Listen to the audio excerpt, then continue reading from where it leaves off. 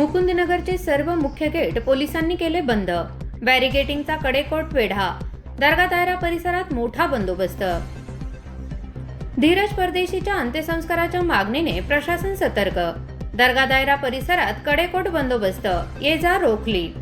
धीरज परदेशी यांच्या पत्नीने ज्या ठिकाणी त्यांच्या पतीवर हल्ला झाला त्याच दर्गा दायरा परिसरात अंत्यसंस्कार करण्यात यावे अशी मागणी केली होती। अहिल्यानगर शहरातील धीरज परदेशी हल्ला प्रकरणानंतर मुकुंदनगर परिसरात पोलिसांनी सुरक्षेचा कडेकोट वेढा निर्माण केला आहे।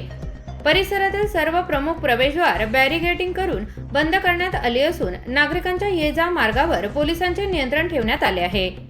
धीरज परदेशी यांच्या पत्नीने ज्या ठिकाणी त्यांच्या पतीवर हल्ला झाला त्याच दर्गा दायरा परिसरात अंत्यसंस्कार करण्यात यावे अशी मागणी केली होती।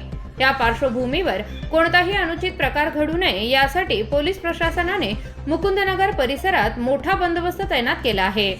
मुख्य मार्गावर बॅरिगेटिंग, पोलिसांचा कडक पहारा आणि प्रत्येक हालचालीवर नजर यामुळे परिसराला अक्षरशः पोलीस छावणीचे स्वरूप आले आहे। परिस्थिती नियंत्रण ठेवण्यासाठी पोलीस प्रशासनाकडून सतत पाहणी सुरू असून परिसरात सध्या तणावपूर्ण शांतता आहे।